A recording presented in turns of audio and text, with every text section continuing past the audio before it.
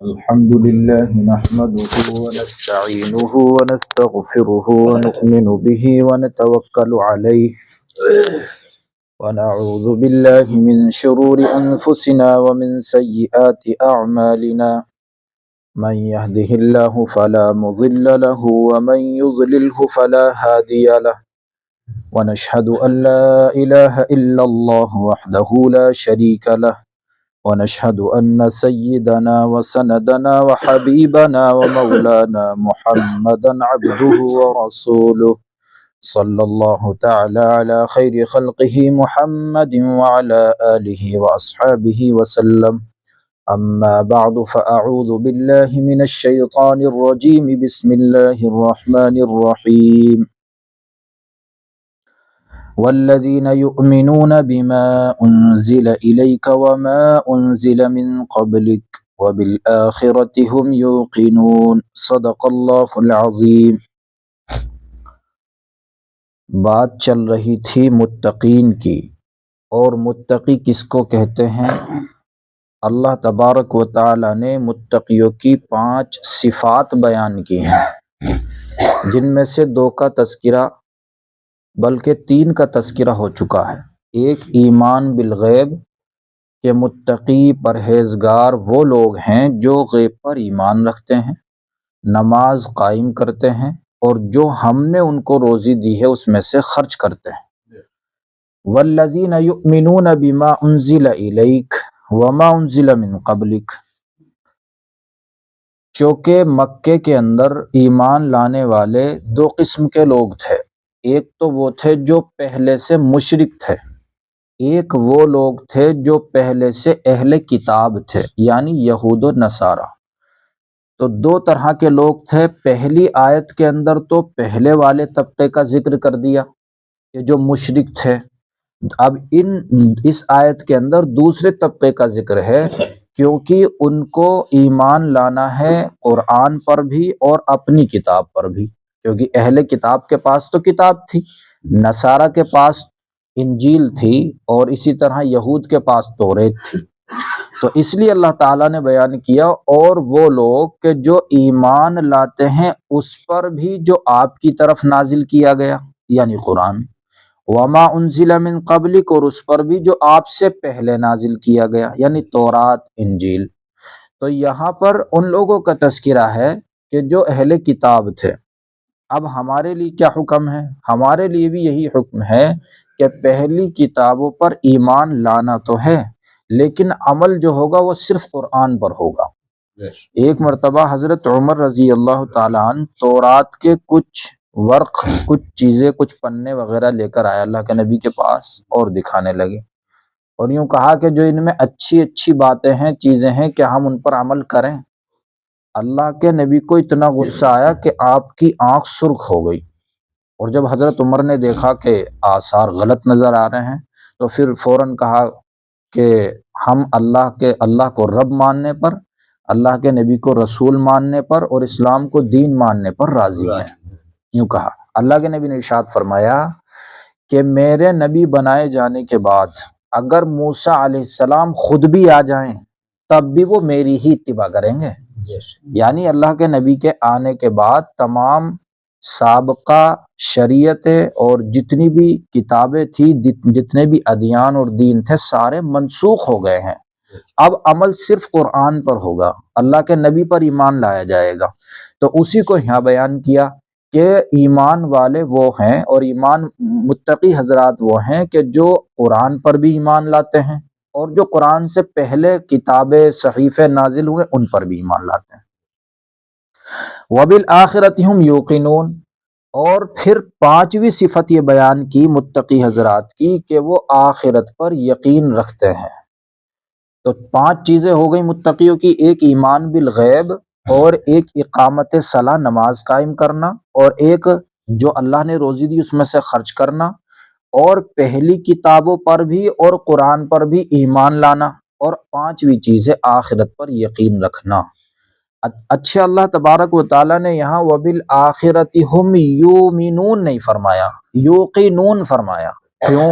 اس میں بھی ایک نقطہ ہے۔ ایمان کے مقابلے میں آتی ہے تکذیب، یعنی کسی چیز پر ایمان لانا یا اس کے مقابلے میں جھٹلا دینا، تکذیب کر دینا۔ اور یوقنون، ایقان یعنی یقین کرنے کے مقابلے میں آتا ہے شک، کسی چیز پر یقین کر لینا یا اس میں شک ہونا۔ تو یہاں اللہ تبارک و تعالیٰ نے یوقنون فرمایا کہ وہ آخرت پر یقین رکھتے ہیں، ایمان کو نہیں فرمایا۔ کیوں؟ اس لیے کہ یقین رکھنا الگ چیز ہے اور ایمان الگ ہے۔ یقین کو کیوں فرمایا؟ کیونکہ زیادہ تر آدمی جو گناہ کرتا ہے تو وہ آخرت پر یقین نہ ہونے کی وجہ سے کرتا ہے۔ ایمان تو سب کا ہی ہے کہ قیامت آئے گی، آخرت آئے گی، حساب کتاب ہوگا، لیکن اسے جب یہ علم ہے، اسے پتہ ہے، ایمان ہے، تو پھر وہ غلط کام کر کیوں رہا ہے؟ اس لیے کہ اسے پکا یقین نہیں ہے۔ آج کل جتنے لوگ بھی غلط کام کر رہے ہیں، اگر انہیں پکا یقین یہ ہو جائے کہ جو یہ میں کر رہا ہوں نا اس کا جواب دینا ہے، جو یہ میں ظلم کر رہا ہوں اس کا بدلہ دینا ہے، اگر اسے 2 اور 2 4 کی طرح یقین ہو جائے، کر نہیں سکتا ہو۔ اس لیے اللہ تعالیٰ نے متقیوں کی صفت یہ بیان کی کہ وہ آخرت پر یقین رکھتے ہیں، وہ یقین جو ہے آخرت پر وہ انہیں گناہوں سے روک دیتا ہے۔ اب آدمی چاہے کتنے کچھ میں وہ کام کرتا پھر رہا ہے الٹے سیدھے، اور وہ یوں کتنا ہی کہتا رہے میرا یقین ہے، آخرت پر یقین نہیں مانا جائے گا جب تک کہ وہ چھوڑ نہ دے۔ اگر وہ چھوڑ رہا ہے تو جب اس کو یقین ہے، اور اگر وہ چھوڑ نہیں رہا تو بس ویسے ہی کہہ رہا ہے، وہ یقین ہے نہیں اس کو۔ کیونکہ دیکھو دوسری اقوام کے اندر جتنی بھی یہ غلط کام ہوتے ہیں، چوری، زنا، شراب، جتنی بھی چیزیں ہیں، ان کا تو یقین ہی نہیں ہے آخرت پر۔ وہ تو یوں کہتے ہیں بس ہم جلیں بھسم ہو جائیں گے، راکھ بن جائے گی، ختم ہو جائیں گے۔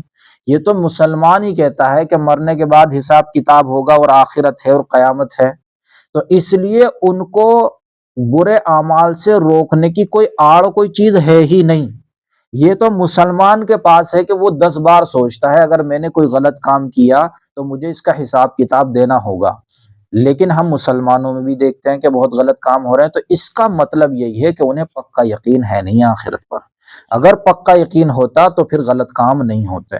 تو یہ 5 صفات متقیوں کی ہیں، جن کے اندر بھی یہ 5 صفات ہوں گی، اللہ تبارک و تعالیٰ نے فرمایا اولئک علی ھدی من ربہم، یہ لوگ اپنے رب کی طرف سے ہدایت پر ہیں، یعنی یہ ہیں ہدایت پر، اور جن کے اندر یہ چیزیں نہیں ہیں وہ ہدایت پر نہیں ہیں، وہ سیدھے راستے پر نہیں ہے۔ وہ 5 چیزیں کیا اسے یاد کر لیا جائے بڑھیا کر کے کہ بھئی ایک تو غیب پر ایمان ہمارا ہونا چاہیے، جتنی بھی شریعت کے اندر باتیں ہیں غیب کی جو ہم اپنی آنکھ سے نہیں دیکھ سکتے یا اپنے اعضاء سے ان کا احساس نہیں کر سکتے، ان تمام چیزوں پر ایمان لانا ہے ہمیں۔ فرشتے ہوں، جنت ہو، جہنم ہو، آخرت ہو، یہ سب چیزیں غیب کے اندر آتی۔ ایک نقطہ یہاں بھی یہ بھی بیان کیا علماء نے کہ دیکھو اللہ تعالیٰ نے جو قیامت کو، آخرت کو الگ سے بیان کیا ہے تو ایمان بالغیب کے اندر بھی آ گئی تھی کہ غیب پر ایمان لاتے، اس میں بھی آخرت کے اوپر ایمان لانا ضروری تھا، لیکن آخرت کو الگ سے بیان کیا۔ کیوں الگ سے بیان کیا؟ اس لیے کہ آخرت کے بارے میں زیادہ آدمی بے راہ روی کا شکار ہے۔ اگر اسے آخرت کا پکا یقین ہو جائے تو غلط کام ہی نہیں کرے گا، جب اس کو یقین ہوگا کہ مجھے حساب کتاب دینا ہے۔ تو پہلی چیز ایمان بالغیب ہے، دوسرے نماز قائم کرنا، تیسرے خرچ کرنا اللہ کے راستے میں، اور قرآن پر بھی ایمان لانا اور دوسری کتابوں پر بھی، اور آخرت پر یقین رکھنا۔ یہ 5 چیزیں انسان کو اپنے اندر تلاش کرنی چاہیے کہ میرے اندر ہے نہیں ہے۔ اگر یہ 5 چیزیں اس کے اندر ہیں تو پھر سمجھ لو وہ ہدایت یافتہ ہے، ہدایت پر ہے وہ۔ وَأُولَئِكَ هُمُ الْمُفْلِحُونَ، ایک تو اللہ نے خوشخبری یہ دی کہ یہ اپنے رب کی طرف سے ہدایت پر ہیں، دوسرا یہی کامیاب ہیں، یعنی دنیا میں بھی اور آخرت میں بھی۔ اب یہاں تو یہ متقی کی بات ہو گئی، قرآن کے اندر بے شمار آیات ایسی ہیں جو متقی حضرات کے لیے خوشخبری ہیں اور کامیابی کی طرف اشارہ کرتی ہیں۔ مثال کے طور پر اللہ تبارک و تعالیٰ نے قرآن کے اندر فرمایا ان اللہ یحب المتقین، بے شک اللہ تعالیٰ متقی لوگوں سے محبت کرتا ہے۔ بہت بڑی بات ہے کہ اللہ تعالیٰ جو تقوی اختیار کرتے ہیں ان کو چاہتا ہے، ان سے محبت کرتا ہے۔ اللہ تعالیٰ نے ایک جگہ فرمایا وَاعْلَمُوا أَنَّ اللَّهَ مَعَ الْمُتَّقِينَ، کہ اس بات کو جان لو اللہ تعالیٰ متقیوں کے ساتھ ہے۔ جس کے ساتھ اللہ ہو جائے اس کو کوئی غم ہے، کوئی ٹینشن ہے؟ جیسا کہ عربی کا مقولہ ہے من کان للہ کان اللہ لا، جو اللہ کا ہو گیا اللہ اس کا ہو گیا۔ اب جس کا اللہ ہو جائے تو پھر اس کو کوئی پہنچا سکتا تکلیف؟ کوئی بھی نہیں پہنچا سکتا۔ دوسری جگہ اللہ تبارک و تعالیٰ نے فرمایا وَلَنِعْمَ دَارُ الْمُتَّقِينَ، کہ بہترین جو انجام ہے وہ متقیوں کے لیے ہے۔ والعاقبۃ للمتقین، یہ بھی متقی کے بارے میں۔ ایک جگہ اللہ تبارک و تعالیٰ نے فرمایا وَمَن يَتَّقِ اللَّهَ يَجْعَل لَّهُ مَخْرَجًا، کہ جو تقوی اختیار کرتا ہے، جو متقی ہوتا ہے، اللہ تعالیٰ ہر تنگی میں اس کے لیے کوئی نہ کوئی راستہ نکال دیتے ہیں۔ کتنی پریشانی میں ہو، کوئی نہ کوئی راستہ اللہ ایسا نکالے گا، وہ بچ کے نکل جائے گا، محفوظ ہو جائے گا۔ وَيَرْزُقْهُ مِنْ حَيْثُ لَا يَحْتَسِبُ، اور متقی کو ایسی جگہ سے روزی دے گا کہ اس کا خود بھی گمان نہیں ہوگا کہ یار مجھے یہاں سے روزی ملتی، اللہ ایسی جگہ سے متقی کو دے گا۔ تو کتنی بڑی بشارت، کتنی بڑی بات ہے۔ دوسری جگہ اللہ تبارک و تعالیٰ نے فرمایا وَمَن يَجْعَل لَّهُ مِنْ أَمْرِهِ يُسْرًا، جو تقوی اختیار کرتا ہے اللہ تبارک و تعالیٰ اس کے کاموں میں آسانی پیدا فرما دیتا ہے، یعنی کتنے کام ہو اس کے پاس سب میں آسانی ہو جائے گی۔ ایک جگہ اللہ تبارک و تعالیٰ نے فرمایا وَمَن يَتَّقِ اللَّهَ يَجْعَل لَّهُ وَمَن يَتَّقِ اللَّهَ يُكَفِّرْ عَنْهُ سَيِّئَاتِهِ وَيُعْظِمْ لَهُ أَجْرًا، کہ اللہ تبارک و تعالیٰ جو متقی ہوتا ہے، جو تقوی اختیار کرتا ہے، اس کے گناہوں کو معاف کر دیتا ہے اور اس کے لیے اجر کو بڑا کر دیتا ہے۔ تو کتنی ساری بشارتیں متقی لوگوں کے لیے ہیں۔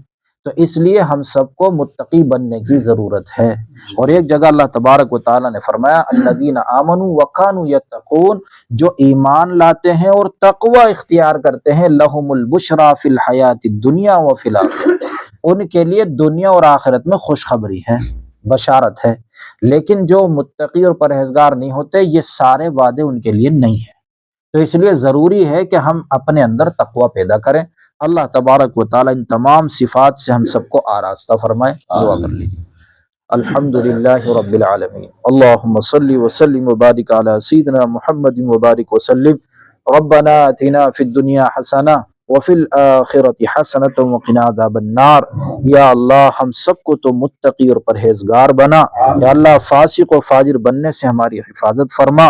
یا اللہ یہ تمام باتیں حق اور سچ ہیں، ان چیزوں کو ذہن میں رکھ کر ہمیں تقوی پیدا کرنے کی توفیق عطا فرما۔ یا اللہ ان تمام صفات سے ہم سب کو آراستہ فرما، ہماری نسلوں کو آراستہ فرما، اس بستی کے ہر بچے کو آراستہ فرما، ہماری خواتین اور مستورات کو آراستہ فرما۔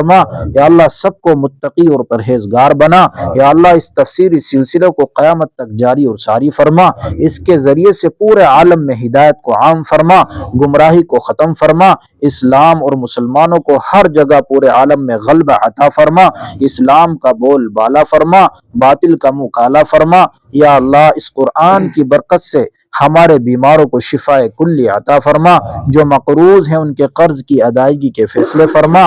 یا اللہ غیب سے ان کے قرض کے اترنے کے انتظامات فرما۔ یا اللہ جو ناحق مقدمات میں پھنسے ہوئے ان کو باعزت بری فرما، جو جیلوں میں بند ہیں ان کو رہائی عطا فرما۔ یا اللہ جو مانگا ہے وہ بھی عطا فرما، جو مانگنے سے دنیا آخرت کی ضرورت کی چیز رہ گئی بن مانگے عطا فرما۔ محض اپنے فضل و کرم سے ہماری ان مختصر سی دعاؤں کو جناب محمد الرسول اللہ صلی اللہ علیہ وسلم کے صدقے وسیلے طفیل محبت میں قبول فرما۔ سبحان ربک رب العزت عما یصفون وسلام علی المرسلین والحمد للہ رب العالمین۔